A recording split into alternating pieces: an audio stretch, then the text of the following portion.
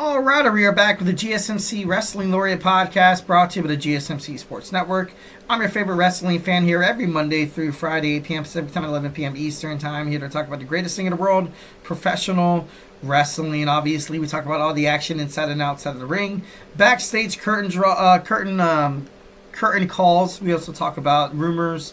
We talk about superstar and active statuses, injury updates, contract statuses. Also, we talk about negotiations, new signings, and also, extensions from promotions from AEW to WWE to Ring of Honor to TNA. So, make sure you guys tune in, like and subscribe to the show 1,010%. So, let's go ahead and, jump on into it. But before we get on to any of that, I just want to remind you guys to go ahead and hit up the tips and donations link. Also, hit up that super chat, whether if you got a burning question or a hot take in terms of the world of professional wrestling here at the GSMC Sports Network. We are all ears 1,010%.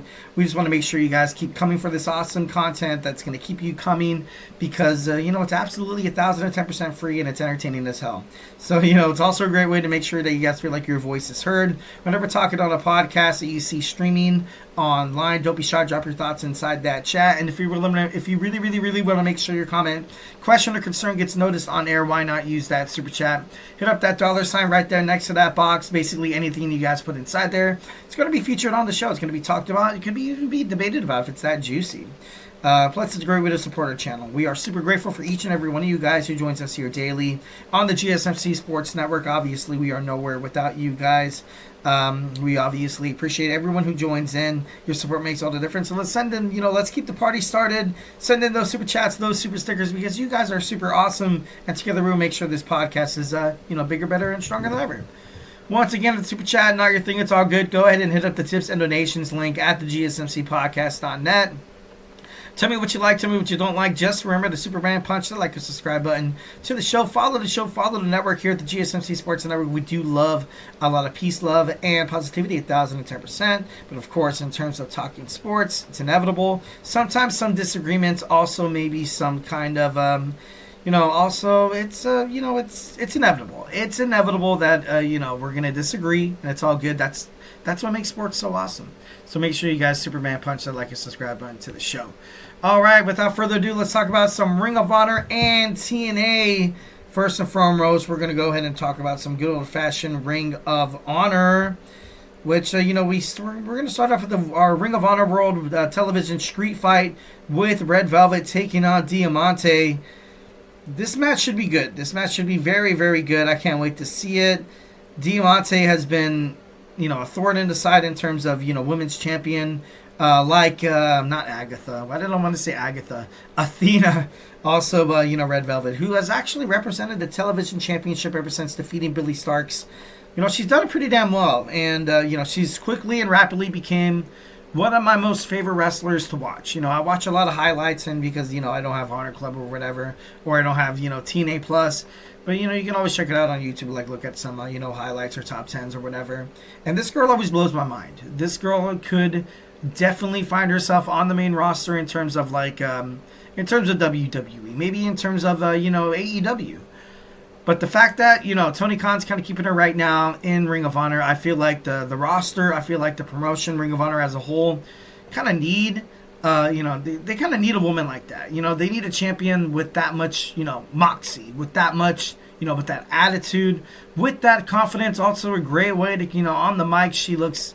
And, she feels absolutely untouchable. And it, everything in the past, with the wrestling and, her record and, just the way the wrestling universe has kind of warmed up to Red Velvet, I don't disagree with her having the belt on her whatsoever.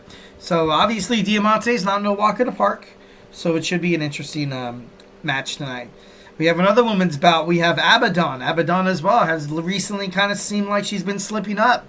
Recently seemed like she has not necessarily, kind of really been ready to kind of gain her way into the women's world. Like, provided that she recently had a title shot. I feel like, she's kind of slipping, and she needs this win. She needs this win for her momentum. And Viva Van, too. Viva Van has, I kind of saw Viva Van as like, as a future superstar in terms of Ring of Honor in the women's division. Now, with all this momentum kind of plummeting, I think both of these girls are fighting for that momentum, and this is going to make for one hell of a gosh darn match because it's going to be great. I feel like whoever loses this match might as well kiss their career in the ring of professional wrestling goodbye because, both these girls, this is a must win. This is a must win. And, it would be interesting to kind of find out if Viva Van picks up the victory over Abaddon, the veteran. So, I'm all for it. It should be pretty interesting. Josh Woods taking on Commander. Commander, obviously an established luchador. Can't wait to see him get back in action. Can't wait to see him back into the wing call. And then we have Katsuyori Shibata taking on Aaron Solo. Shibata, and, honestly, in my opinion, it's 1,010%. I can't wait to see them, I can't wait to see him get back into, to establish Ring of Honor Gold. Shibata, you've seen him on AEW, backing up Hook, being there for, Samoa Joe. And now you kind of have him in this, kind of have him without a storyline ever since this whole thing with, with the whole feud between the Learning Tree and Hook kind of went under. And once when Hook surrendered and ultimately retired the FTW Championship. And then Samoa Joe got written off of television because he's doing the, filming a television series on Netflix, Twisted Metal, where he plays. Oh, I forgot the character's name. Damn it! Sweet Tooth? No, not Sweet Tooth. No, it might be. I don't know. But he's off filming that, which kind of ultimately left Katsuyori Shibata left, on his own there. But against Aaron Solo. So this would be a great match to kind of build up some momentum for maybe like a future title shot in terms of Ring of Honor, maybe TNA, maybe even New Japan Professional Wrestling, heading toward AEW. I think it's Dynasty. It has to be Dynasty. Ah, my God. And once again, drawing a blank. I don't even remember. Next, we have the Undisputed Kingdom, Matt Taven, Mike Bennett, taking on the grizzled young veterans, James Drake and Zach Gibson, taking on Dark Order, John Silver and Alex Reynolds, taking on the Gates of Agony, Bishop Khan and Toa Leona tonight.